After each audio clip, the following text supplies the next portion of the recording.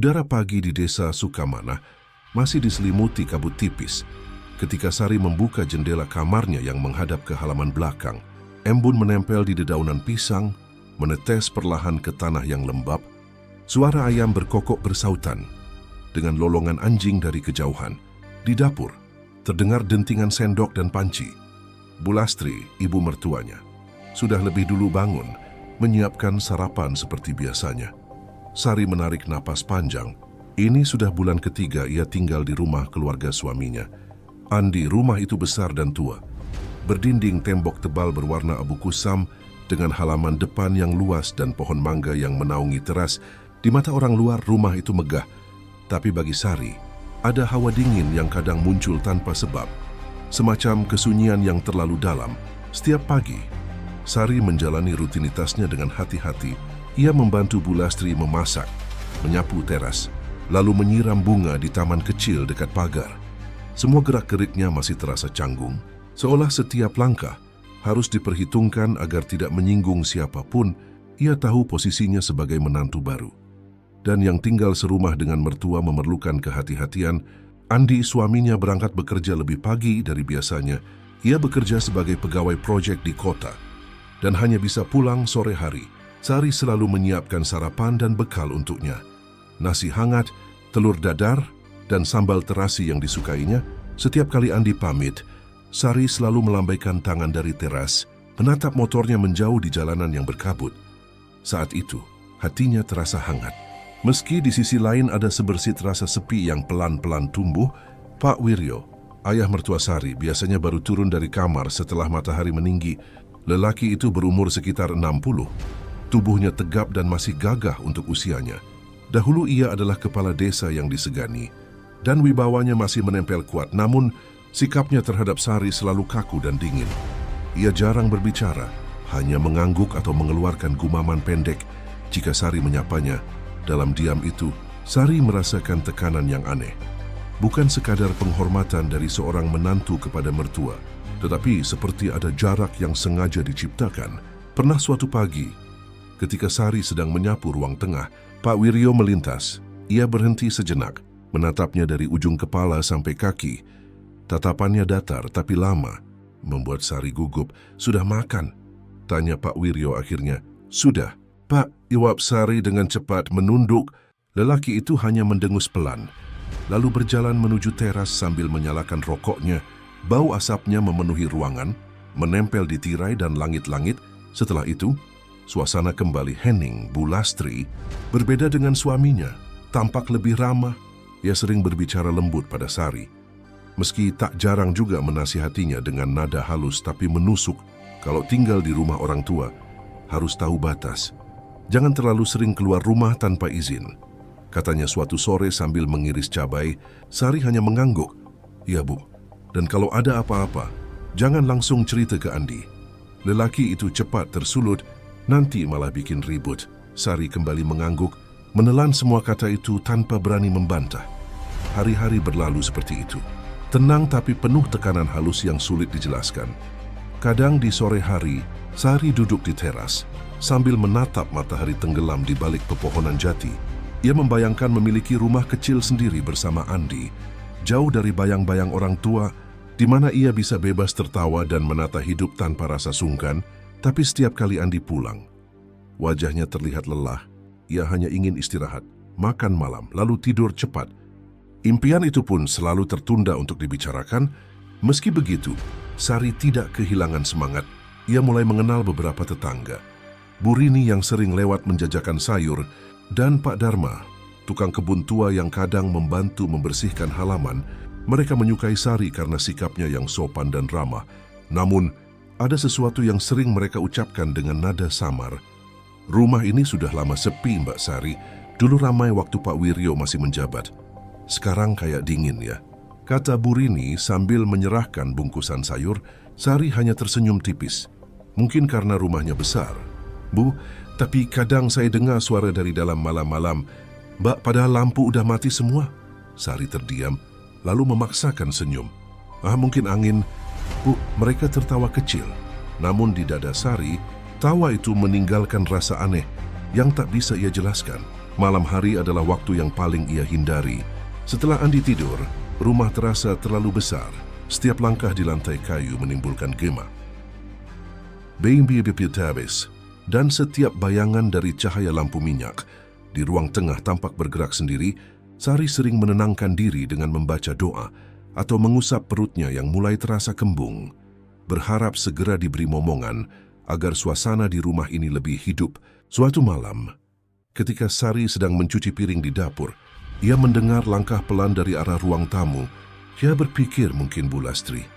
Tapi saat menoleh, ruang itu kosong, hanya suara kipas angin tua yang berderit. Ia menatap ke arah tangga, dan di sana, di ujung bayangan, ia melihat sosok Pak Wiryo berdiri. "Sudah malam, kenapa belum tidur?" Suaranya dalam dan berat. "Oh, saya baru beres." "Pak," jawab Sari gugup. Pak Wiryo tidak menjawab, hanya menatap beberapa detik sebelum berbalik menuju kamarnya. Tatapan itu membuat jantung Sari berdetak lebih cepat. Ada sesuatu yang membuatnya gelisah. Bukan karena takut, tapi karena merasa diawasi dengan cara yang tidak semestinya. Sejak malam itu, Sari mulai memperhatikan hal-hal kecil yang sebelumnya ia abaikan. Bagaimana langkah kaki Pak Wiryo terdengar setiap malam di lorong menuju dapur. Bagaimana pintu kamarnya terkadang bergoyang pelan meski tak ada angin. Atau bagaimana setiap kali ia berbicara dengan Bu Lastri, wanita itu selalu mengalihkan pandangan, seolah menyembunyikan sesuatu. Namun Sari tidak ingin berpikir buruk. Ia masih percaya bahwa rumah tangganya akan baik-baik saja. Ia menulis dalam buku catatannya, "Aku harus sabar. Mungkin ini ujian supaya aku bisa jadi istri dan menantu yang lebih kuat." Pagi berikutnya, Andi mengajaknya ke pasar. Di perjalanan, Sari bercerita tentang keinginannya menanam bunga di halaman belakang, agar rumah terasa lebih hidup. "Itu ide bagus," kata Andi sambil tersenyum. Rumah ini memang terlalu sepi tanpa suara tawa. Sari menatap suaminya dengan rasa cinta yang dalam. Dalam hati, ia berjanji akan bertahan apapun yang terjadi. Namun, saat mereka pulang dan melewati gerbang rumah, Sari kembali merasakan hal yang sama. Hawa dingin yang menempel di kulit, seperti ada mata yang mengawasinya dari balik jendela kamar atas. Ia menoleh cepat, tapi tak melihat siapapun, hanya gorden putih yang bergerak perlahan, seolah seseorang baru saja menutupinya. Sari diam. Ia menatap rumah itu lama, sebelum akhirnya melangkah masuk bersama Andi. Di dadanya, ada rasa yang tak bisa ia uraikan. Bukan rasa takut, bukan pula firasat buruk, tapi semacam bisikan lembut yang menuntunnya menuju sesuatu yang belum ia pahami. Ia belum tahu bahwa rumah yang kini ia sebut rumah mertua itu akan menjadi saksi dari malam-malam kelam yang perlahan mencabik hidupnya. Namun untuk saat ini, ia hanya ingin percaya bahwa kebahagiaan masih mungkin tumbuh di antara dinding tua yang dingin itu. Pagi itu, suasana rumah lebih sunyi dari biasanya. Hanya terdengar suara jam dinding yang berdetak pelan di ruang tengah. Sari baru saja selesai mencuci pakaian ketika mendengar suara ribut di ruang tamu. Ia cepat-cepat mengelap tangannya dan melangkah ke sana. Dari balik dinding, terdengar suara Pak Wiryo yang meninggi. Nada bicaranya penuh emosi. "Kamu pikir aku tidak tahu uang itu kemana, Andi? Sudah 3 bulan laporanmu tidak jelas." Suara Andi terdengar tertahan, mencoba menenangkan. "Aku sudah jelaskan, Pak, proyeknya tertunda, bukan aku yang salah." "Tertunda atau sengaja kau tahan uangnya?" bentak sang ayah. "Jangan ajari aku soal kerja jujur. Aku ini pernah jadi kepala desa. Aku tahu mana orang yang bersih dan mana yang pandai menutup-nutupi." Sari berhenti di ambang pintu, ragu apakah harus masuk atau tidak. Andi berdiri di hadapan ayahnya dengan wajah menegang, sedangkan Bu Lastri duduk di kursi panjang, menatap ke arah lantai tanpa bicara sepatah kata pun. Ketegangan itu begitu nyata, sampai-sampai udara terasa berat di dada. "Sudahlah, Pak," ucap Andi akhirnya. "Kalau Bapak tidak percaya, aku bisa tunjukkan bukti transfer dari kantor minggu depan." Pak Wiryo menatapnya tajam, lalu membuang muka. "Jangan buat malu keluarga ini. Andi, aku sudah tua. Tak mau dengar kabar buruk lagi dari orang kampung." Andi berbalik dan hampir menabrak Sari yang berdiri di pintu. Ia menatap istrinya sejenak, lalu memaksakan senyum. "Gak apa-apa. Hanya salah paham kecil," katanya pelan. Tapi dari sorot matanya, Sari tahu itu bukan sekadar salah paham. Ada sesuatu di balik nada ayah mertua yang mencurigakan. Sesuatu yang tidak bisa dijelaskan. hanya dengan persoalan uang. Sejak kejadian itu, suasana rumah berubah. Sari sering melihat Andi duduk termenung di teras malam-malam, menatap kosong ke jalan yang gelap. Ia jarang bercerita, tapi Sari tahu beban pikiran suaminya semakin berat. Di sisi lain, Pak Wiryo semakin sering bersikap dingin, bahkan kasar dengan nada halus. Setiap kali Sari mencoba menyapanya, jawabannya pendek dan datar, seolah kehadirannya hanyalah gangguan. Suatu sore, ketika Sari sedang menyapu halaman, Pak Wiryo tiba-tiba muncul di belakangnya. "Andi belum pulang?" tanyanya. "Belum Pak, katanya ada rapat di proyek." Lelaki itu mengangguk.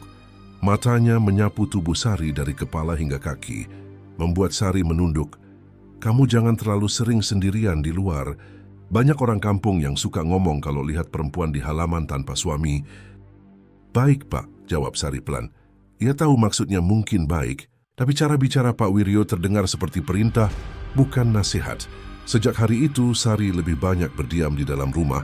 Ia menghabiskan waktu membantu Bu Lastri di dapur, menyulam atau menulis di buku catatannya. Dalam diam, ia mencatat hal-hal kecil yang mulai mengganggunya.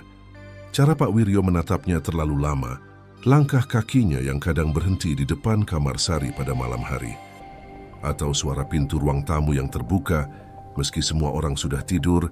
Suatu malam Sari terbangun karena mendengar pintu kamarnya berbunyi pelan. Ia menahan napas, menatap ke arah pintu dengan jantung berdebar, tapi tak ada siapa-siapa. Hanya suara jangkrik dari luar jendela. Ia mencoba menenangkan diri, berpikir mungkin angin, namun pagi harinya ia mendapati gagang pintu itu sedikit goyah, seperti baru saja ditarik keras-keras. Ia tidak menceritakan hal itu pada Andi. Sari takut dianggap berlebihan atau menuduh yang tidak-tidak. Sebagai menantu, ia harus menjaga keharmonisan rumah tangga, begitu pikirnya. Namun rasa tidak nyaman itu terus tumbuh. Bu Lastri mulai memperlihatkan perubahan sikap pula.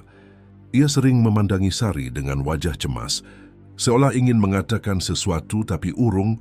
Suatu kali, saat mereka sedang menjemur pakaian, Bu Lastri tiba-tiba berkata, "Kamu kuat kan, Sari?" Sari menoleh, bingung. "Kuat bagaimana, Bu?" "Ya, hidup di rumah ini tidak selalu mudah. Kadang kita harus pura-pura tidak tahu, pura-pura tidak dengar." Sari terdiam. "Saya tidak mengerti, Bu." Bu Lastri tersenyum kaku, lalu melanjutkan menjemur tanpa menjawab. Ucapannya menggantung di udara, menimbulkan tanda tanya di kepala Sari. Hari-hari berlalu dengan keheningan yang semakin pekat. Sari mencoba mengisi waktu dengan hal-hal kecil. Menata ulang rak piring, mencuci tirai, atau membersihkan gudang di belakang rumah. Di gudang itu, ia menemukan tumpukan koran lama dan sebuah foto keluarga besar yang sudah menguning. Dalam foto itu, Pak Wiryo tampak lebih muda, berdiri di tengah dengan tatapan tajam. Sementara di sisinya ada seorang wanita muda yang tidak ia kenal. Sari menatap foto itu lama. Perempuan itu tersenyum lemah, mirip dengan dirinya. Ia menggigil tanpa tahu kenapa, lalu meletakkan kembali foto itu ke tempat semula. Malamnya, Andi pulang dalam keadaan lelah. Ia duduk di ruang makan, memandangi piringnya tanpa banyak bicara. "Aku capek, Sar," katanya pelan. "Bapak makin aneh akhir-akhir ini. Kadang bicara sendiri, kadang marah-marah tanpa alasan." Sari menatap suaminya dengan khawatir. "Mungkin Bapak stres, Mas. Umur juga sudah tua." Andi menghela napas panjang. "Entahlah, tapi aku merasa ada sesuatu yang disembunyikan di rumah ini, sesuatu yang enggak beres." Ucapan itu membuat Sari merinding. Dia ingin bertanya lebih jauh, tapi Andi sudah menunduk, kehilangan tenaga untuk berbicara. Beberapa hari kemudian, kejadian ganjil kembali terjadi. Sari sedang menata piring di dapur. Ketika mendengar langkah kaki berat dari arah tangga, ia menoleh dan mendapati Pak Wiryo berdiri di ambang pintu, memegang gelas air. "Kamu masak apa?" tanyanya datar. "Soto ayam, Pak," jawab Sari sopan. Pak Wiryo mengangguk. "Aromanya enak. Kamu memang pandai memasak." Sari tersenyum tipis. "Terima kasih, Pak." Namun, lelaki itu tidak segera pergi. Ia berdiri diam cukup lama, menatap Sari dengan tatapan yang sulit diartikan. Sari berpura-pura sibuk memotong daun bawang, menahan napas agar tidak menunjukkan kegugupan. Setelah beberapa detik yang terasa seperti menit, Pak Wiryo akhirnya berbalik pergi tanpa sepatah kata pun. Tapi sejak saat itu, Sari tahu bahwa rasa canggung itu bukan lagi bayangan di kepalanya, melainkan sesuatu yang nyata, sesuatu yang perlahan menekan batinnya dari dalam malamnya. Ketika Sari berbaring di samping Andi yang sudah tertidur, pikirannya melayang. Ia mulai bertanya-tanya, apa sebenarnya yang membuat rumah ini terasa menakutkan? Padahal tidak ada suara aneh atau bayangan misterius. Apakah karena rahasia keluarga ini? Ataukah karena sikap dingin Pak Wiryo yang tak bisa ia mengerti? Ia menatap langit-langit kamar, mengelus perutnya yang mulai terasa berbeda, dan membisikkan doa kecil agar hari-hari berikutnya membawa ketenangan. Namun jauh di lubuk hatinya, Sari tahu bahwa ketenangan itu sudah mulai retak. Ada sesuatu yang tumbuh diam-diam di rumah tua itu. Bukan hantu, bukan bayangan, tapi ketegangan yang perlahan mengikis keberanian dan kepercayaannya pada keluarga tempat ia bernaung. Dan malam itu, untuk pertama kalinya, Sari benar-benar merasa takut berada di rumah sendiri. Pagi itu, ia memandangi alat tes sederhana di tangannya, 2 garis merah yang menegaskan kabar bahagia. Tangannya bergetar, antara gembira dan gugup. Ia segera menghampiri Andi yang baru saja selesai mandi, memperlihatkan hasilnya sambil tersenyum lebar. "Mas, lihat ini," katanya dengan suara bergetar. Andi menatap benda kecil itu, matanya membesar, lalu memeluk Sari erat. "Serius? Kamu hamil?" Sari mengangguk, dan air mata haru menetes di pipinya. "Iya, Mas, aku hamil." Suasana rumah pagi itu berubah sejenak. Andi tampak bahagia, bahkan menelpon rekan kerjanya untuk membatalkan rapat. Ia ingin menemani istrinya ke bidan desa untuk memastikan semuanya baik-baik saja. Bulastri juga tampak senang, meski reaksinya lebih tenang. Ia menepuk bahu Sari sambil berkata, "Akhirnya keluarga ini akan punya cucu." Namun di tengah senyum yang ramah itu, Sari menangkap sebersit kekhawatiran di mata mertuanya. Yang paling aneh justru reaksi Pak Wiryo. Ketika diberitahu kabar itu oleh Bulastri, lelaki tua itu hanya diam. Tidak ada ucapan selamat, tidak pula senyum kebahagiaan. Ia menatap Sari cukup lama, lalu berkata pelan, "Semoga semuanya lancar." Nada suaranya datar, tanpa emosi. Setelah itu ia pergi ke ruang belakang tanpa menoleh lagi. Sari merasa janggal, tapi ia mencoba tidak ambil pusing. Ia hanya ingin menikmati masa-masa awal kehamilannya dengan tenang. Setiap pagi, ia mulai merasakan mual ringan dan lelah, namun itu justru membuatnya bahagia. Ia merasa menjadi bagian dari sesuatu yang baru, sesuatu yang hidup di dalam dirinya. Hari-hari berlalu, dan kehamilan Sari menjadi topik hangat di antara para tetangga. Bu Rini sering datang membawakan buah. Pak Dharma menanamkan bunga melati di halaman depan sebagai tanda doa agar bayi yang lahir kelak membawa kedamaian. Namun di balik semua ucapan selamat itu, Sari kadang mendengar bisik-bisik samar dari beberapa orang di warung. Katanya rumah Pak Wiryo itu aneh ya. Dulu menantunya yang pertama juga sempat hamil, tapi meninggal muda. Sari berpura-pura tidak mendengar, tapi ucapan itu menempel di kepalanya. Ia tidak tahu apakah gosip itu benar atau hanya bualan orang kampung. Namun sejak hari itu, ia merasa semakin tidak nyaman berada sendirian di rumah besar itu. Andi semakin sibuk dengan pekerjaannya. Ia sering pulang larut malam, kadang baru tiba ketika ayam sudah mulai berkokok. "Maaf Sar, kerjaan lagi padat," katanya setiap kali ditanya. Sari memahami, tapi di sisi lain ia merasa semakin kesepian. Saat-saat seperti itulah ia mulai sadar bahwa hubungan antara dirinya dan keluarga mertua makin renggang. Pak Wiryo jarang bicara, tapi kehadirannya selalu terasa. Kadang di malam hari, saat Sari berjalan ke dapur untuk mengambil air, ia mendapati lelaki itu duduk di ruang tamu sendirian. Lampu temaram menyoroti wajahnya yang keras. Ia menatap kosong ke arah pintu. Rokok menyala di ujung jarinya. Sari biasanya hanya lewat pelan, menunduk tanpa berani bicara, tapi setiap kali melewati punggungnya, bulu kuduknya berdiri tanpa sebab. Suatu malam, Sari terbangun karena merasa ingin ke kamar mandi. Waktu menunjukkan hampir pukul 2, ia melangkah perlahan, membuka pintu kamarnya tanpa menyalakan lampu. Ketika melewati ruang tengah, ia mendengar suara langkah pelan dari arah dapur. Ia berhenti menajamkan pendengaran. Suara itu jelas, langkah berat. Lalu suara pintu lemari kayu dibuka dan ditutup. Ia berpikir mungkin Bulastri, tapi saat menoleh, ia melihat sosok tinggi di bawah cahaya lampu minyak. Pak Wiryo, lelaki itu, tampak terkejut melihat Sari, tapi kemudian tersenyum tipis. "Kamu belum tidur?" Mau ke kamar mandi, Pak," jawab Sari gugup. Pak Wiryo berjalan mendekat perlahan. "Kamu harus hati-hati. Malam begini jalan licin, apalagi kamu sedang hamil." "Iya, Pak." Sari menunduk, mencoba menjaga jarak, namun saat mereka berpapasan, Sari merasa sesuatu yang ganjil. Tatapan mata lelaki itu tidak seperti tatapan seorang ayah pada menantu. Ada sesuatu yang membuat dadanya berdebar cepat, bukan karena malu tapi karena takut. Sejak malam itu, rasa canggung itu berubah menjadi ketegangan nyata.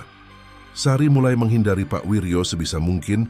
Ia memastikan pintu kamarnya selalu terkunci, bahkan di siang hari, tapi setiap kali berjalan di lorong atau lewat di dekat ruang tamu, ia merasa diawasi. Tatapan dari balik pintu terbuka, langkah kaki yang berhenti saat ia berbalik, semuanya membuat pikirannya tidak tenang. Bulastri seolah menyadari hal itu, namun memilih diam suatu sore saat mereka menyiapkan makan malam. Sari berusaha membuka percakapan. "Bu, Bapak akhir-akhir ini sering di rumah, ya?" "Iya," jawab Bulastri pendek. "Beliau sehat kan, Bu?" Wanita tua itu berhenti mengaduk sayur, lalu menatap Sari sebentar. "Kamu jangan banyak tanya soal Bapak. Beliau sudah tua, kadang pikirannya berubah-ubah. Tapi Bu, saya kadang merasa..." Belum sempat Sari melanjutkan, Bulastri langsung memotong. "Sudahlah Sari, kalau kamu ingin tenang, jangan terlalu memikirkan hal-hal aneh di rumah ini. Fokus saja ke kandunganmu." Malam itu Sari duduk di tepi ranjang. Sambil memegangi perutnya, ia berbicara pelan seolah kepada bayi di dalam rahimnya. "Kamu harus kuat ya, Ibu janji akan lindungi kamu." Ia tersenyum lemah, tapi matanya menyimpan kecemasan. Di luar kamar, suara langkah kaki terdengar lagi. Perlahan, langkah itu berhenti tepat di depan pintu. Gagang pintu bergoyang pelan. Sari menahan napas, memeluk guling erat-erat, lalu berdoa dalam hati, sampai akhirnya langkah itu menjauh. Keesokan harinya, Andi pulang lebih cepat. Ia membawa buah tangan dari kota dan mengajak Sari berjalan ke taman belakang rumah. Di bawah rindangnya pohon mangga, mereka duduk berdua menikmati sore. "Andai anak kita lahir nanti, aku pengen dia mirip kamu," kata Andi sambil tersenyum. Sari tertawa kecil, menutupi rasa lelahnya. "Mudah-mudahan anaknya sehat, Mas. Itu aja cukup." Namun di sela tawa itu ia tak bisa mengusir rasa tidak nyaman, seolah rumah di belakang mereka, rumah tua itu, sedang mengawasi dari setiap jendelanya. Beberapa hari kemudian, Sari mulai mengalami mimpi-mimpi aneh. Dalam mimpinya, ia berdiri di lorong rumah, dikelilingi kabut tebal. Dari ujung lorong, terdengar tangisan bayi yang samar. Ia mencoba berjalan ke arah suara itu, tapi langkahnya berat, seperti terikat sesuatu. Saat akhirnya sampai di ujung, ia melihat bayangan perempuan berambut panjang berdiri di depan cermin, mengenakan daster yang mirip miliknya. Saat perempuan itu menoleh, wajahnya adalah wajah Sari sendiri, tapi pucat dan basah darah. Ia terbangun sambil menjerit, tubuhnya basah oleh keringat. Andi memeluknya, menenangkan. "Mimpi, cuma mimpi," berkatanya. Tapi Sari tahu ada yang lebih dari sekadar mimpi. Mimpi itu seperti peringatan. Sesuatu sedang mengintainya, sesuatu yang ingin memperingatkan bahwa ketenangan yang ia rasakan hanyalah semu. Hari berganti minggu, dan kandungannya memasuki bulan kedua. Sari semakin berhati-hati. Tetapi ketegangan di rumah itu justru makin terasa. Pak Wiryo semakin sering menatapnya, kadang dengan senyum samar yang membuat Sari ingin segera pergi dari hadapannya. Andi mulai jarang pulang lagi, dan Sari merasa benar-benar terjebak di antara kesepian, rahasia, dan ketakutan yang tak bisa ia ceritakan pada siapapun. Dan malam itu, ketika angin bertiup kencang dan jendela kamar bergetar pelan, Sari tahu satu hal. Ada sesuatu di rumah ini yang tidak bisa ia hindari selamanya. Ia hanya belum tahu seberapa jauh kegelapan itu akan menyeretnya. Beberapa hari setelah mimpi itu, suasana di rumah makin aneh. Andi semakin jarang pulang. Alasan pekerjaannya selalu terdengar masuk akal. Tapi bagi Sari, semuanya terasa seperti pembenaran yang diulang-ulang. Bulastri lebih sering ke rumah tetangga atau ke pasar, meninggalkan rumah dalam kesunyian yang berat, dan Pak Wiryo, lelaki tua itu, semakin sering muncul tanpa suara, seperti bayangan yang menempel di dinding. Pagi itu, Sari sedang menjemur pakaian di halaman belakang. Matahari bersinar cerah. Tapi ada hawa dingin yang tidak wajar saat ia memeras pakaian terakhir. Matanya menangkap sesuatu di jendela kamar tamu. Seseorang berdiri di sana menatapnya. Ia sempat berpikir itu Bu Lastri.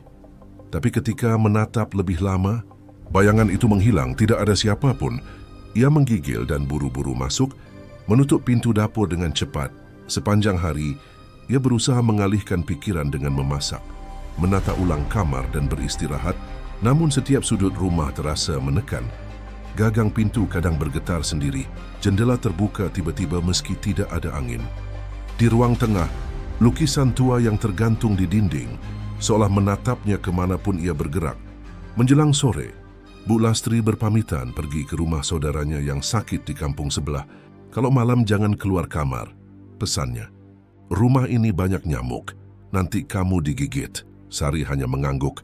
Ia tak tahu bahwa kalimat sederhana itu akan menjadi peringatan terakhir dari ibu mertuanya. Malam itu, hujan turun deras, angin menerpa daun jendela, menimbulkan suara berderit panjang. Sari duduk di tepi ranjang, memegangi perutnya yang kini mulai membulat. Ia merasa bayinya bergerak pelan, seolah memberi tanda, "Tenang nak," bisiknya lembut. "Ibu di sini." Lampu minyak di meja mulai redup. Sari berbaring, mencoba tidur, tapi suara langkah kaki di luar kamar membuatnya membuka mata lagi. Tok, tok, tok, pelan namun jelas, menyusuri lantai kayu lorong. Langkah itu berhenti tepat di depan kamarnya. Ia menahan napas. Gagang pintu berputar sedikit, tapi terkunci, sunyi. Beberapa detik kemudian, suara itu menjauh. Ia ingin berteriak memanggil suaminya, tapi sadar Andi tidak ada di rumah. Hanya ada dirinya dan Pak Wiryo. Pikirannya mulai kacau. Ia mencoba meyakinkan diri bahwa itu hanya angin, atau mungkin tikus. Namun tiba-tiba terdengar ketukan pelan di pintu. Toks, toks, toks, Sari. Suara itu berat, serak. Sari mengenal suara itu. Pak Wiryo, "Iya Pak." Jawabnya ragu, "Kamu belum tidur?" "Saya mau istirahat Pak." "Ada apa?" "Buka pintunya sebentar nak, Bapak mau bicara." Sari mematung. Ada sesuatu dalam nada suara itu yang membuat tubuhnya menegang. Ia menatap pintu lama, tak bergerak. "Bapak mau kasih kamu sesuatu." Lanjutnya, "Obat jamu, biar kandunganmu kuat." Sari menggigit bibir. "Nanti aja Pak, saya mau tidur dulu." Tak ada jawaban, hanya napas berat di balik pintu. Lalu suara langkah menjauh perlahan. Ia menunggu beberapa menit sampai yakin semuanya tenang. Tapi ketika hendak berbaring, suara derit di jendela membuatnya menoleh cepat. Gorden bergoyang, lalu perlahan kepala seseorang muncul di balik jendela kaca Pak Wiryo. Tatapannya gelap, matanya menatap langsung ke arah Sari. Ia tersenyum samar, tapi senyum itu lebih menyeramkan daripada apapun yang pernah dilihat Sari. Sari menjerit pelan dan berlari ke arah pintu, menguncinya kembali. Ia mundur ke pojok kamar, tubuhnya gemetar hebat. Dari luar suara langkah kaki terdengar lagi, lebih cepat, lebih berat. "Buka pintunya." "Sari!" Suara Pak Wiryo memerintah. "Bapak cuma mau bantu." Sari menangis, memeluk perutnya erat-erat. "Pergi Pak, tolong pergi." Namun suara itu tak berhenti. Gagang pintu diguncang keras, brak. Pintu bergetar sekali, dua kali, sampai akhirnya terbuka dengan paksa. Sari menjerit keras, berlari ke sudut kamar. Tapi lelaki tua itu sudah lebih cepat, wajahnya merah, matanya liar. "Bapak sayang kamu, Sari," katanya dengan suara rendah, hampir seperti bisikan. "Andi nggak ngerti kamu, tapi Bapak ngerti." Sari mencoba melawan, menendang dan memukul, tapi tenaganya tak cukup. "Tolong, jangan Pak!" Teriakannya tertelan oleh suara hujan deras di luar. Tak ada yang mendengar. Tidak ada yang datang menolong. Malam itu di rumah besar yang sepi, tubuh Sari terperangkap dalam ketakutan yang tak terucapkan. Waktu terasa berjalan lambat. Setelah semuanya usai, Sari tergeletak di lantai. Tubuhnya lemah, matanya kosong menatap langit-langit. Pak Wiryo berdiri di atasnya, menatap tanpa penyesalan. "Jangan cerita ke siapa-siapa," katanya dingin. "Kamu harus jaga nama keluarga ini. Kalau Andi tahu, kamu yang akan disalahkan." Sari tidak menjawab. Ia hanya menatap ke arah pintu, ke arah kebebasan yang kini terasa mustahil saat lelaki itu meninggalkannya. Air matanya mengalir deras. Ia menggigil, bukan karena dingin, tapi karena kehancuran yang baru saja menimpa hidupnya. Beberapa hari setelah kejadian itu, Sari berubah. Ia jarang bicara, tidak lagi tersenyum, matanya sembab, wajahnya pucat. Ketika Andi bertanya, ia hanya menjawab, "Capek mas, kandunganku bikin lemas." Ia tidak berani berkata jujur, takut pada ancaman ayah mertuanya. Namun setiap kali melihat wajah lelaki itu, rasa muak dan takut bercampur jadi satu. Malam demi malam, mimpi buruk datang silih berganti. Ia melihat bayangan dirinya sendiri berdiri di sudut kamar, dengan perut besar dan wajah penuh darah. Bayangan itu berbisik, "Kau tak akan selamat di rumah ini." Kadang ia terbangun sambil menjerit, membuat Andi kebingungan. "Ada apa lagi, Sari?" "Tidak apa-apa, Mas Gala, cuman mimpi," jawabnya dengan suara pelan. Namun tubuh Sari mulai lemah. Nafasnya sering tersengal, keringat dingin membasahi tubuhnya.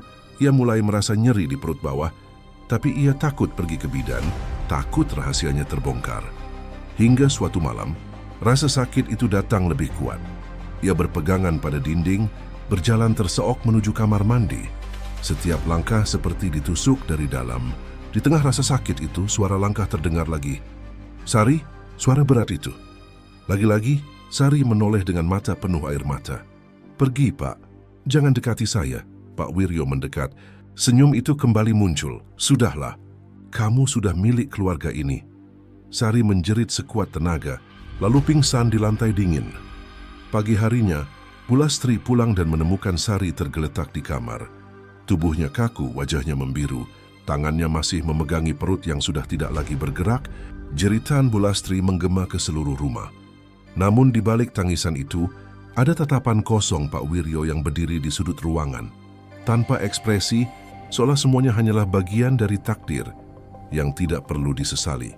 Dan sejak malam itu, rumah besar keluarga Wiryo tidak pernah sama lagi. Setiap kali hujan turun, suara tangis samar terdengar dari dalam kamar tempat Sari, menghembuskan napas terakhirnya. Awalnya semua orang mengira itu hanya ilusi, atau sekadar kenangan pahit yang belum sirna, tapi seiring berjalannya waktu, hal-hal ganjil mulai terjadi. Bukan hanya terdengar, tapi juga terlihat. Bayangan samar di cermin, suara langkah dari kamar kosong. Bau anyir darah yang sesekali tercium tanpa sebab. Rumah itu yang dulu megah dan hidup, kini berubah menjadi tempat yang dingin dan menakutkan. Bulastri menjadi orang pertama yang menyadari ada sesuatu yang tidak wajar. Setiap pagi, ia menemukan bunga melati segar berserakan di depan kamar Sari, seolah seseorang menaruhnya di sana, padahal melati itu bukan dari halaman rumah mereka. Suatu pagi, ketika hendak membersihkan kamar tersebut, Bulastri mencium aroma wangi menyengat yang menusuk hidung. Bukan bau wangi bunga biasa, melainkan seperti campuran antara melati dan darah kering.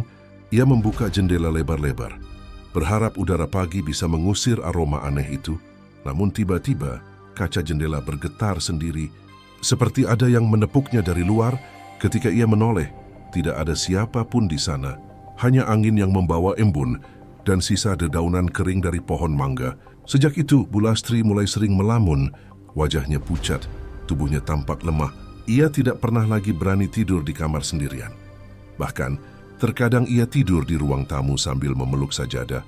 "Rumah ini sudah tidak sama, Wiryo," katanya suatu malam pada suaminya dengan nada ketakutan. Sari belum pergi. Pak Wiryo yang sedang duduk di kursi tua hanya diam, rokok di tangannya terbakar setengah. Abu jatuh di lantai tanpa ia pedulikan. "Sudahlah, Las," jawabnya pelan. "Jangan bicara yang aneh-aneh. Tapi aku dengar sendiri yo tangisnya di kamar itu, kadang juga di dapur." Pak Wiryo menatap istrinya dengan tajam. "Mungkin itu suara angin." "Angin nggak bisa nyebut nama orang," teriak Bulastri tiba-tiba. Matanya merah penuh air. "Aku dengar dia panggil, Bu. Bu," seperti minta tolong. Pak Wiryo berdiri perlahan. "Cukup," bentaknya, lalu berjalan pergi ke belakang rumah. Namun langkahnya sendiri terasa berat. Ada sesuatu dalam tatapan istrinya yang membuat hatinya gelisah, seolah semua kebusukan yang ia sembunyikan selama ini mulai menguap dari dinding rumah. Beberapa minggu setelah kematian Sari, Andi pulang dari luar kota. Ia tampak kurus dan linglung, matanya sayu seperti orang kehilangan arah. Begitu masuk rumah, ia langsung menuju kamar tempat istrinya dulu tidur. Kamar itu sudah rapi, tapi hawa dinginnya membuat kulit bergidik. Ia berdiri lama di depan ranjang. Tangannya mengusap kasur yang kosong, Kenapa, Sar? Kenapa, Sar? Kenapa kamu pergi? Bisiknya lirih malamnya. Andi tidur di kamar itu. Meski ibunya melarang, kamar itu sudah nggak baik, kata Bu Lastri. Tapi Andi hanya tersenyum kaku. Aku cuma mau merasa dekat sama dia, Bu. Sekitar tengah malam. Ia terbangun karena mendengar suara lembut dari arah jendela. Suara itu seperti seseorang yang sedang berbisik. Samar namun jelas, Mas. Andi membuka mata, menatap ke sekeliling. Tidak ada siapapun. Ia bangkit menyalakan lampu meja, tapi sinarnya berkelap-kelip seperti lilin dihembus angin. Mas, suara itu datang lagi lebih dekat. Andi menatap ke arah cermin di sudut ruangan. Dan di sana, di balik pantulan cermin buram, ia melihat sosok perempuan berdiri. Rambut panjang menutupi sebagian wajahnya. Daster lusuh yang dikenakannya basah oleh noda merah di perut. Andi terpaku, Sari. Sosok itu tidak menjawab. Hanya menatapnya lama dengan mata basah yang menyimpan kesedihan mendalam, lalu perlahan bibirnya bergerak, mengucapkan kata yang membuat darah Andi membeku. Dia kes membunuhku. Andi mundur satu langkah, tubuhnya gemetar. Apa maksudmu? Tapi bayangan itu menghilang begitu saja, seolah disapu angin. Hanya cermin yang berembun dan udara dingin yang tersisa sejak malam itu. Andi tak pernah bisa tidur nyenyak. Setiap kali ia memejamkan mata, wajah Sari muncul, kadang tersenyum, kadang menangis, kadang berlumuran darah sambil memeluk perutnya yang hancur. Ia berusaha berdoa, tapi semakin ia berdoa, semakin sering bayangan itu datang. Sementara itu, Pak Wiryo mulai menunjukkan perubahan aneh. Ia sering bicara sendiri di kamar. Kadang tertawa lirih, kadang berteriak marah tanpa sebab. Suatu malam, Bu Lastri mendengar suaminya berbicara, seolah sedang berdebat dengan seseorang yang tak terlihat. Pergi. Jangan ganggu aku lagi. Aku sudah bilang semuanya salahmu. Tutup mulutmu. Lalu terdengar suara benda pecah. Bu Lastri berlari masuk dan menemukan Pak Wiryo berdiri di tengah kamar, wajahnya pucat. Matanya melotot ke arah pojok ruangan. Dia di sana, katanya lirih sambil menunjuk sudut kosong. Sari, sejak kejadian itu Pak Wiryo semakin kacau. Ia tidak mau keluar rumah, tidak mau makan, dan kadang mengurung diri berhari-hari. Bu Lastri berusaha memanggil Ustaz untuk membersihkan rumah itu. Tapi setiap kali Ustaz datang, mereka selalu merasakan hawa berat yang menekan dada. Ada sesuatu yang belum selesai di sini, kata Ustaz itu. Arwah yang menuntut keadilan keesokan harinya. Bu Lastri mencoba membakar pakaian dan barang-barang peninggalan Sari, berharap arwahnya tenang. Tapi saat api menyala, angin kencang tiba-tiba berhembus, membuat bara beterbangan. Suara bayi menangis terdengar jelas dari dalam kamar. Suara itu bukan dari luar, melainkan dari dalam dinding rumah. Bu Lastri menjerit histeris. Andi berlari menghampiri, mencoba menenangkan ibunya. Namun ketika mereka menatap ke arah kamar Sari, pintunya berderak dan terbuka sendiri. Dari dalam, keluar aroma anyir bercampur bunga melati. Di lantai, bekas tapak kaki basah muncul satu persatu, bergerak perlahan menuju ruang tengah. Andi terpaku, ia tahu aroma itu. Langkah itu, suara itu, Sari, bisiknya. Tapi tidak ada jawaban. Hanya bayangan samar melintas di depan cermin. Lalu menghilang malam itu. Untuk pertama kalinya, Andi benar-benar percaya bahwa arwah istrinya belum pergi. Tapi ia tidak tahu bahwa arwah itu bukan sekadar ingin menampakkan diri. Ia datang membawa dendam. Dendam yang menuntut darah sebagai ganti keadilan yang tak pernah diberikan semasa hidupnya.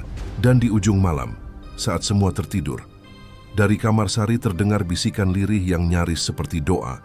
Maski bantu aku, kebenarannya harus muncul. Jeritan Sari malam itu menggema hingga seluruh rumah. Namun hanya disambut keheningan yang menyesakkan. Tubuhnya menggigil, keringat dingin membasahi pelipis, dan napasnya tersengal. Ingatan tentang sentuhan kasar Pak Wiryo, desahan jijik yang ia dengar di telinganya, dan rasa sakit yang menghantam tubuhnya masih membekas kuat di pikirannya.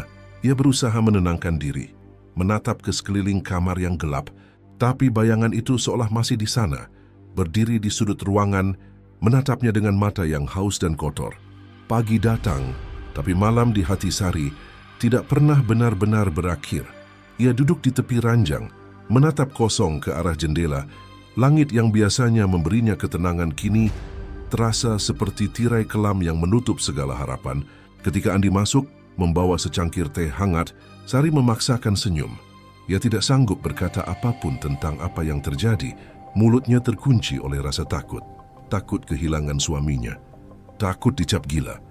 Dan lebih dari itu, takut jika Pak Wiryo kembali melakukannya. Andi, aku nggak enak badan. Kayaknya pengen istirahat aja hari ini, katanya pelan. Andi mengangguk tak menaruh curiga. Iya, kamu istirahat aja. Aku juga mau ke bengkel. Ada urusan sedikit. Begitu suaminya pergi, Sari menutup pintu kamar. Menahan air mata yang tak tertahankan lagi. Ia menangis sejadi-jadinya. Suaranya teredam oleh bantal. Rasa jijik dan marah bercampur menjadi satu. Membakar dadanya, ia ingin pergi dari rumah itu. Tapi kemana? Ia tak punya siapa-siapa di kota ini. Ibunya sudah lama meninggal dan ayahnya sakit-sakitan di kampung. Sari merasa terperangkap seperti burung dalam sangkar yang kuncinya dipegang oleh seseorang yang kejam. Siang hari, Bu Lastri mengetuk pintu. Sari, makan dulu nak. Ibu masakin sayur asem kesukaanmu. Sari buru-buru menyeka air mata. Berusaha tampak tenang. Iya Bu, sebentar. Namun begitu ia keluar, ia mendapati Pak Wiryo sedang duduk di meja makan. Menatapnya tanpa rasa bersalah, tatapan itu menusuk, membuat lutut Sari lemas. Ia duduk di kursi paling jauh. Mencoba tidak menatapnya, tapi Pak Wiryo justru bersuara lirih, nyaris seperti berbisik kemarin malam, kamu cantik sekali Sari. Kalimat itu membuat darahnya berhenti mengalir, jantungnya berdetak cepat, wajahnya memucat. Ia menunduk, tangan gemetar. Bu Lastri yang tak menyadari apa-apa hanya menatap heran. Kamu kenapa Sari? Mukamu pucat banget. Gak apa-apa Bu. Mungkin cuma pusing. Jawabnya terbata. Ia berdiri, buru-buru ke kamar, air matanya kembali tumpah. Ia tahu sekarang bahwa Pak Wiryo bukan hanya monster di malam hari. Ia berani menggodanya di depan istrinya sendiri. Hari-hari berikutnya menjadi neraka bagi Sari. Ia menghindar semampunya, berusaha selalu berada di dekat Bu Lastri atau tetangga, tapi malam selalu datang. Dan disitulah ketakutannya memuncak. Setiap kali langkah kaki berat terdengar di depan pintu kamar, jantungnya hampir berhenti. Ia menumpuk kursi di belakang pintu, menggenggam benda apapun yang bisa dijadikan senjata, gunting, sisir logam, bahkan lilin. Namun ketakutan yang konstan itu membuat tubuh dan pikirannya melemah. Ia mulai sering melamun, kehilangan selera makan, dan bahkan kadang berbicara sendiri. Andi mulai curiga, tapi setiap kali ia tanya, Sari hanya menjawab singkat, aku cuma capek mas. Suatu malam, hujan turun deras, petir menyambar di luar, dan listrik padam. Dalam gelap Sari terjaga. Memeluk bantal erat-erat, tiba-tiba terdengar suara pintu berderit, napasnya tercekat. Siapa di sana? Tanyanya dengan suara bergetar. Tak ada jawaban. Langkah kaki itu semakin dekat, lalu berhenti tepat di depan pintu. Sari bangkit perlahan, menggenggam lilin yang belum dinyalakan. Jangan masuk, bisiknya. Pintu tiba-tiba terbuka, dan kilatan cahaya petir memperlihatkan sosok Pak Wiryo berdiri di ambang dengan mata merah dan wajah yang dingin. Kamu milikku sekarang, katanya serak. Sari menjerit dan berlari ke pojok ruangan. Ia meraih gunting dan mengacungkannya, gemetar. Jangan sentuh aku, teriaknya. Tapi tangan tua itu kembali menyentuhnya, dan malam itu semua batas kesabaran dan ketakutannya hancur. Beberapa jam kemudian, hujan berhenti, Sari terbaring lemah di lantai. Tubuhnya penuh luka dan memar, tatapannya kosong. Ia tidak menangis lagi. Di dalam hatinya, sesuatu telah mati, dan sesuatu yang lain mulai tumbuh. Sebuah dendam hitam dan dingin mulai mengambil tempat di dadanya. Keesokan paginya, Bu Lastri menemukan Sari di dapur, duduk diam menatap pisau yang berkilat. Sari, kamu ngapain? Tanya ibu mertua itu cemas. Sari hanya tersenyum tipis, senyum yang aneh dan tak biasa. Nggak apa-apa, Bu. Aku cuma mikir, kadang hidup ini harus diakhiri dengan cara yang berbeda, ya. Bu Lastri tertegun, tidak memahami maknanya. Ia tak tahu bahwa menantunya sedang berada di ambang jurang.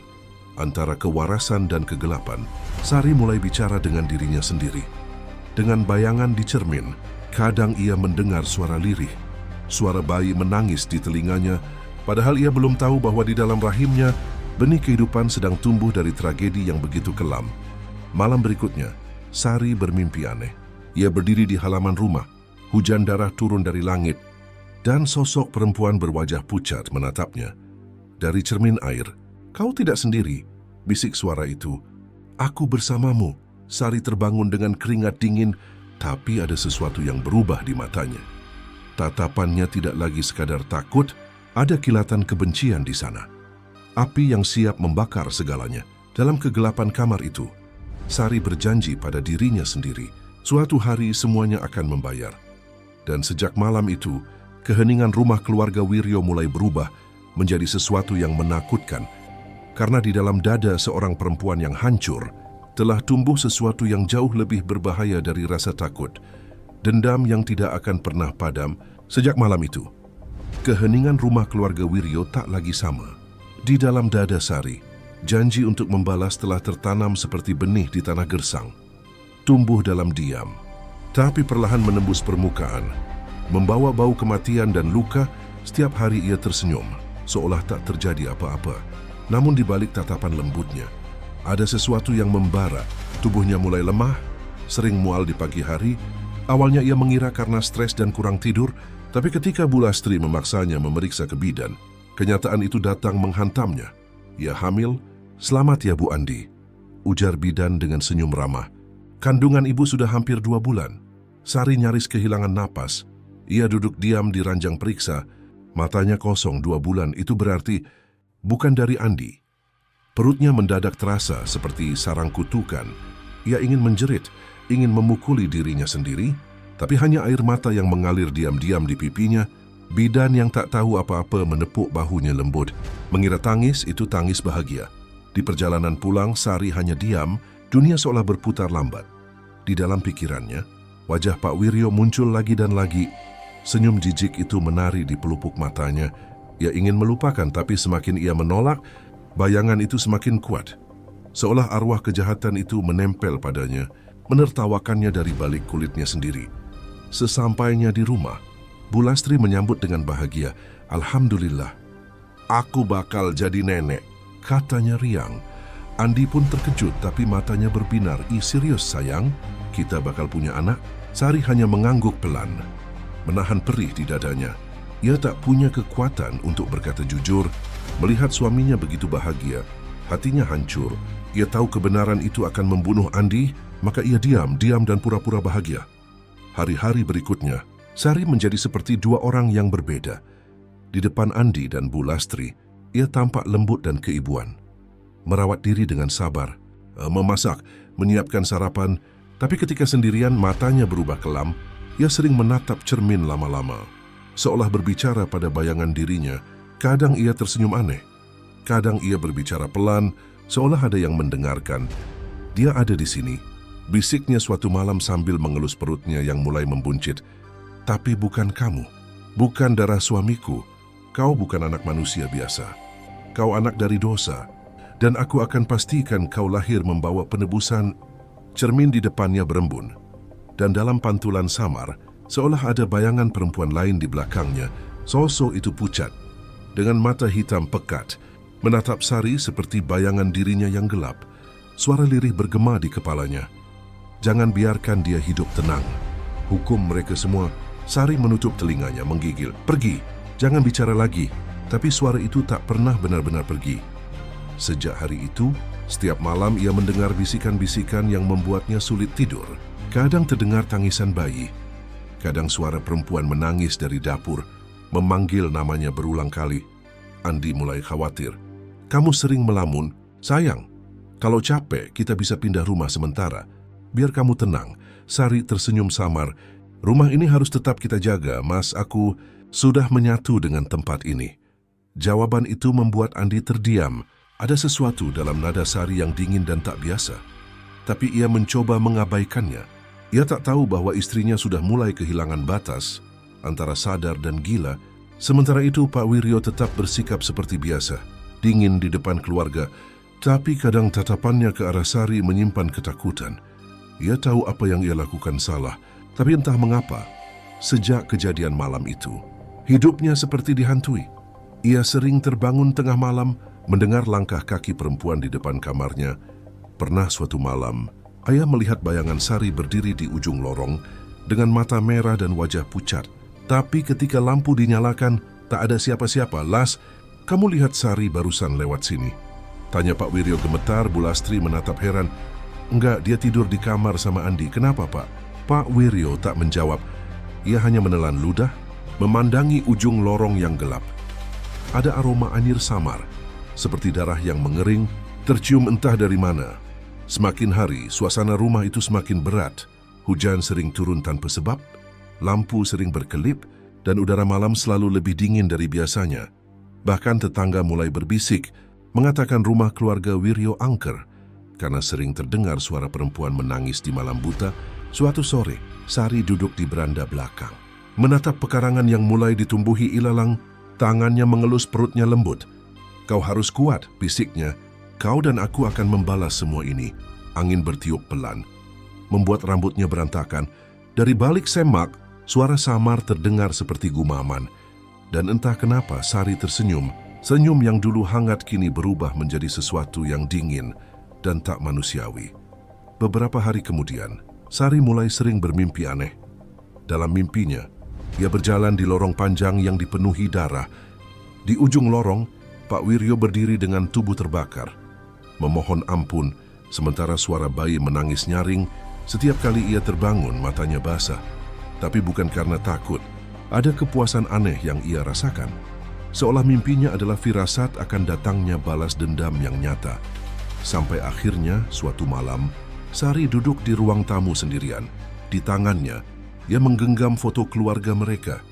Ia menatap wajah Pak Wiryo lama-lama, lalu membakar foto itu dengan lilin kecil. Api menjilat kertas, menyisakan bau hangus yang tajam. Kau akan merasakan apa itu kehilangan, Pak, katanya lirih. Suaranya berat, penuh dendam. Ketika api padam, ia menatap abu foto itu yang berterbangan pelan ke lantai, dan untuk pertama kalinya, Sari merasakan ketenangan. Dalam keheningan malam itu, ia mendengar suara bayi tertawa pelan di dekat telinganya, tapi bukan suara menakutkan, melainkan suara yang menenangkan, seperti tanda bahwa balas dendamnya telah menemukan bentuknya sendiri. Sejak malam itu, Sari mulai berubah sepenuhnya. Ia tak lagi tampak rapuh, tatapannya tajam, geraknya pelan namun pasti.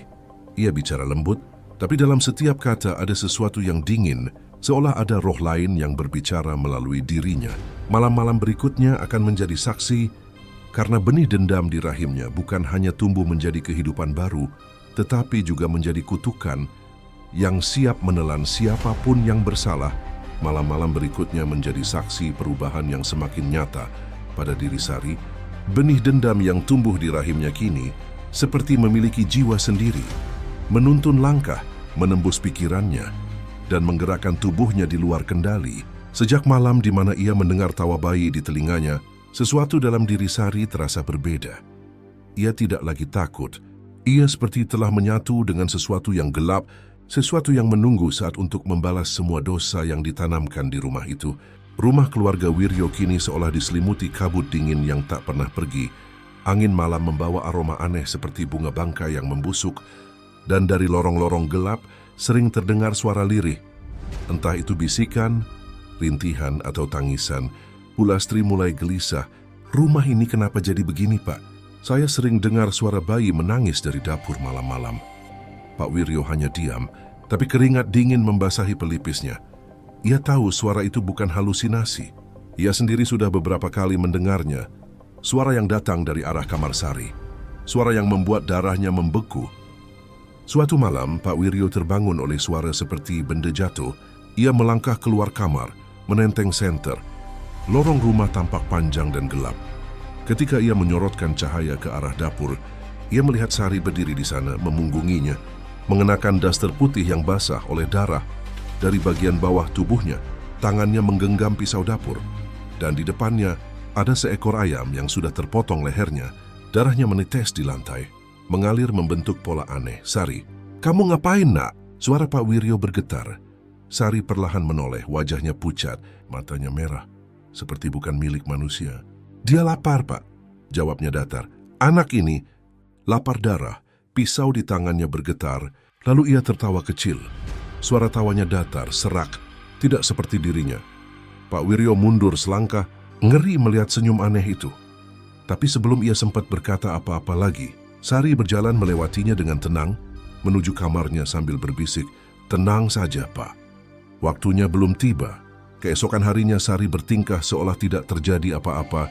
Ia memasak sarapan, menyapu halaman, bahkan menyapa tetangga dengan ramah, namun Bu Lastri memperhatikan hal aneh. Di sekitar kamar Sari selalu tercium bau anyir yang kuat.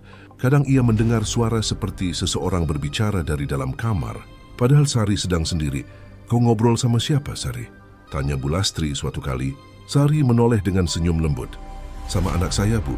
Dia suka ngajak bicara." Bu Lastri tersenyum kikuk. "Tapi kan anakmu belum lahir."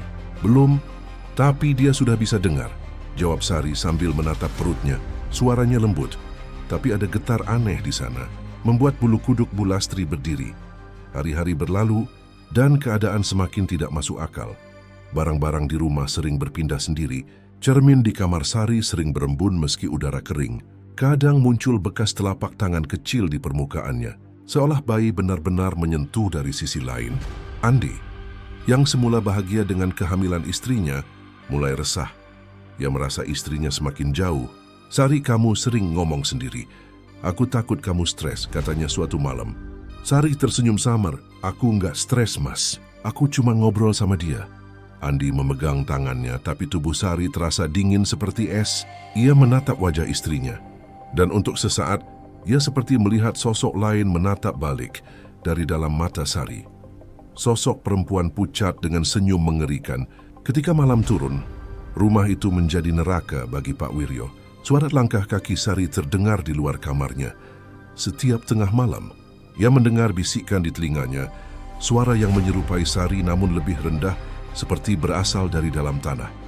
"Kau pikir kau bisa tenang setelah menghancurkanku?" Pak Wiryo menutup telinganya, berusaha tak mendengar, tapi suara itu terus memanggil. Ia bahkan mulai melihat bayangan perempuan di cermin setiap kali hendak mencuci muka. Kadang bayangan itu bukan dirinya, melainkan Sari menatapnya tajam dari sisi lain cermin. Sambil mengelus perutnya yang besar, puncaknya terjadi pada malam bulan purnama. Hujan turun deras, petir menyambar tanpa henti. Sari terbangun dengan rasa sakit di perutnya. Darah mulai mengalir di antara kedua pahanya. Ia menjerit keras, "Mas, tolong!" Tapi Andi sedang tidur di ruang depan. Ketika ia datang, wajah Sari sudah pucat dan lantai kamar dipenuhi darah. "Sari, kamu kenapa?" "Dia mau keluar, Bi," bisik Sari lirih. "Anak ini, dia nggak sabar lagi." Andi panik memanggil ibunya dan bersiap membawa Sari ke bidan. Namun sebelum sempat mereka keluar dari kamar, lampu rumah tiba-tiba padam. Suara bayi menangis menggema dari dalam rahim Sari. Jelas dan nyata, Bu Lastri berteriak histeris. "Astagfirullah, apa itu?" Tapi Andi hanya bisa menatap, terpaku oleh suara yang seolah datang dari dalam tubuh istrinya sendiri. Sari menatap langit-langit. Wajahnya menegang. "Dia sudah lahir, Mas," katanya pelan. Diiringi tawa lirih yang membuat Andi merinding. Tapi tidak ada bayi yang keluar. Tidak ada tangisan dari tubuh mungil. Hanya darah semakin banyak, semakin gelap malam itu. Hujan tak berhenti. Setelah beberapa jam, suara tangisan itu mereda. Ketika fajar tiba, Sari sudah pingsan di tempat tidur. Tubuhnya lemah dan pucat anehnya. Perutnya yang semula besar kini tampak kempis. Tapi tidak ada tanda-tanda bayi lahir. Tak ada apa pun. Seolah kehamilan itu menguap begitu saja. Namun sejak hari itu, suara bayi menangis mulai sering terdengar di rumah itu, di dapur, di lorong, bahkan di dekat ranjang Pak Wiryo, kadang disertai bau amis dan embusan angin dingin. Pak Wiryo semakin ketakutan. Ia tahu ini bukan sekadar mimpi buruk. Dia, anak itu, bukan anak manusia, gumamnya gemetar, tapi terlambat. Arwah yang tumbuh di rahim Sari sudah terlahir. Bukan dalam bentuk tubuh, tapi dalam wujud dendam yang menjelma menjadi kutukan. Setiap malam, suara tangisan bayi itu berubah menjadi tawa. Barang-barang pecah sendiri, lampu padam, dan cermin di ruang tengah retak tanpa sebab. Sari mulai bangun dari tidurnya. Berjalan ke dapur sambil tersenyum, seperti sedang mengikuti sesuatu yang tak terlihat. "Dia sudah bangun," katanya pada cermin di depannya. "Sekarang giliranku membangunkan yang lain." Oh, dan malam pun benar-benar berubah. Tidak ada lagi batas antara hidup dan mati, antara manusia dan arwah. Dendam yang lahir dari rahim gelap kini mulai menuntut balas. Dan semua yang tinggal di rumah itu akan menjadi saksinya. Dan malam pun benar-benar berubah. Tidak ada lagi batas antara hidup dan mati, antara manusia dan arwah. Dendam yang lahir dari rahim gelap kini mulai menuntut balas. Dan semua yang tinggal di rumah itu akan menjadi saksinya. Sejak malam, suara tangisan itu berubah menjadi tawa. Rumah keluarga Wiryo tidak pernah tenang lagi. Hawa dingin selalu datang, bahkan ketika matahari bersinar, cermin-cermin mulai retak satu persatu dan ayam peliharaan di halaman belakang mati. Tanpa sebab, matanya membelalak. Lehernya seolah dicekik sesuatu yang tak kasat mata. Andi mencoba mencari penjelasan logis. Ia memanggil ustaz, memercikkan air doa ke seluruh ruangan. Tapi setiap kali ayat suci dilantunkan, suara tangisan bayi itu terdengar makin keras, seolah menjerit marah dari balik dinding. "Ini rumah berat," kata sang ustaz dengan wajah tegang. "Ada sesuatu yang tak ingin diusik di sini." Sari duduk di kursinya, tersenyum samar sambil mengelus perutnya yang kini sudah kembali rata. "Tak perlu diusik, ustaz.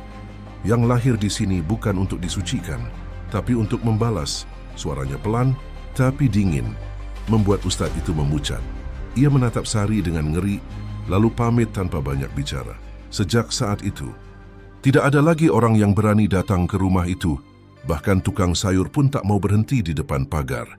Hari-hari berlalu dan gangguan semakin menjadi. Di malam hari, langkah kaki terdengar di atap. Diiringi suara bayi menangis lalu tertawa kecil. Kadang terdengar suara perempuan menyanyi lirih dari dapur. Lagu Nina Bobo yang diputar dalam nada yang salah, menyeramkan dan menyayat hati. Bulastri mulai sakit-sakitan, tubuhnya lemas, wajahnya pucat. "Sari, tolong ibu," katanya suatu malam, terbaring di tempat tidur. Tapi Sari hanya duduk di kursi, menatapnya dengan pandangan kosong. "Ibu tenang saja," ucapnya lembut. "Kau akan segera bertemu cucumu." Bulastri mengerutkan kening. "Apa maksudmu, nak?" Sari tersenyum. "Anak itu menunggumu di bawah tanah. Dia ingin ibu menemaninya." Tak lama setelah itu, Bulastri menjerit keras. Andi yang sedang di luar rumah berlari ke dalam, hanya untuk menemukan ibunya terbaring tak bernyawa di kamar. Mulutnya terbuka, matanya melotot ke arah langit-langit. Di dinding, ada bercak darah membentuk sesuatu yang menyerupai tangan bayi mungil. Andi syok. "Sari, ini kenapa? Siapa yang ngelakuin ini?" Sari berdiri di pojok kamar, wajahnya datar tanpa emosi. "Dia cuma menjemput yang sudah waktunya, Mas." Andi menatapnya dengan ketakutan. "Kamu ngomong apa sih? Ini ibu kita Sari." "Bukan kita, Mas," sahutnya pelan, menatap dengan mata hitam legam. "Kau nggak tahu apa yang terjadi. Kau nggak tahu apa yang ayahmu lakukan padaku." Nama ayahmu itu membuat Andi terdiam. Ia menatap istrinya, bingung. "Maksudmu ayahku? Ngapain dia?" Sari menatapnya dalam-dalam, air mata jatuh di pipinya. Tapi suaranya tetap dingin. "Aku diperkosa, Mas, oleh dia, oleh ayahmu sendiri." Andi terdiam membeku. Dunia runtuh di kepalanya. Ia menatap istrinya dengan mata kosong, lalu menatap keluar kamar tempat jasad ibunya terbujur. "Itu nggak mungkin," katanya pelan, suaranya serak. Tapi sebelum ia sempat menolak lebih jauh, pintu kamar Pak Wiryo terbuka sendiri. Dari dalam, terdengar suara langkah kaki dan napas berat. Pak Wiryo muncul di ambang pintu, matanya merah. Wajahnya pucat seperti mayat. "Kau jangan dengerin dia, Andi," katanya tergagap. "Dia gila. Semua itu fitnah." Namun sebelum ia sempat mendekat, lampu rumah padam total. Suara bayi menangis menggema dari seluruh arah. Dari langit-langit, dari lantai, dari dinding. Semuanya menangis bersamaan. Andi menutup telinganya, tapi tangisan itu makin keras, berubah jadi tawa yang nyaring dan menggema. Lalu terdengar suara perempuan dari arah kamar Sari, berat dan menyeramkan. "Sudah waktunya, Pak Wiryo. Waktunya bayar semua dosa." Sari berjalan perlahan ke arah ayah mertuanya, tapi langkahnya tak lagi seperti manusia biasa. Setiap ia melangkah, lantai kayu di bawahnya bergetar. Angin berhembus dari arah jendela yang tertutup rapat, membuat tirai berkibar liar. Dari bayangannya di dinding, tampak sosok lain berdiri menempel pada Sari, perempuan hamil dengan wajah rusak. Darah menetes dari rahimnya, matanya kosong, arwah itu tersenyum. Pak Wiryo menjerit mundur ketakutan. "Maafkan aku, Sari. Aku khilaf. Aku takut. Jangan ganggu aku." Sari berhenti di depan pria itu. "Kau memohon ampun setelah membunuhku perlahan, setelah mencuri kehormatanku?" dan menanam kutukan di dalam tubuhku? Suaranya bergema dua lapis, seperti dua perempuan berbicara bersamaan. Tidak, Pak. Aku tidak butuh maafmu, aku hanya ingin kau merasakannya. Dalam sekejap, lampu menyala sendiri.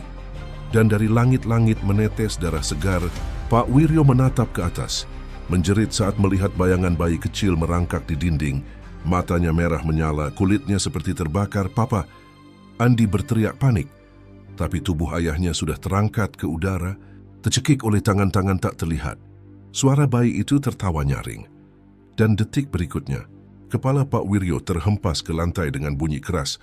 Darah memercik kemana-mana. Andi terduduk lemas. Wajahnya pucat pasi. "Sari, apa yang kamu lakukan?" Sari menatapnya dengan mata sayu. "Aku nggak melakukannya, Mas. Dia yang melakukannya." Oix Andy menoleh, tapi tak ada siapa-siapa. Hanya bayangan perempuan berdarah yang perlahan memudar di belakang Sari. Setelah malam itu, rumah keluarga Wiryo berubah total. Polisi datang, menemukan jasad Pak Wiryo dalam keadaan mengenaskan, dan Bu Lastri yang sudah membusuk. Sari ditemukan duduk di ruang tengah, menimang sesuatu yang tak terlihat sambil bersenandung pelan. Ketika disapa, ia hanya berkata lembut, "Sst, anakku lagi tidur." Andi yang kehilangan segalanya menjadi gila. Ia dibawa ke rumah sakit jiwa. Tak henti-hentinya berteriak setiap malam, "Jangan biarkan dia lahir lagi. Jangan biarkan dia keluar." Rumah itu dibiarkan kosong, tapi penduduk sekitar masih sering melihat cahaya dari jendela kamar Sari setiap malam Jumat dan mendengar suara perempuan bernyanyi pelan diiringi tangisan bayi. Beberapa kali, orang yang lewat mengaku mencium bau darah dan bunga melati bercampur menjadi satu, dan di ruang tamu, cermin besar yang dulu milik keluarga itu masih berdiri. Dalam pantulannya, kadang terlihat seorang perempuan duduk sambil menimang bayi. Wajahnya penuh luka, tapi bibirnya tersenyum bahagia. Sari tidak pernah benar-benar pergi. Ia menunggu siapapun yang berani masuk ke rumah itu, agar bisa menjadi bagian dari dendam yang belum selesai, karena dendam seorang ibu yang mati membawa aib tidak akan pernah padam. Ia akan terus hidup, bersemayam di dinding, di udara, di setiap napas yang dihirup oleh siapapun yang mencoba menghapus jejaknya. Malam menutup kisah itu dengan senyap. Hanya suara bayi menangis yang masih bergema pelan, seolah mengingatkan dunia bahwa dari rahim yang ternoda, lahirlah kutukan yang tak bisa ditebus oleh siapapun.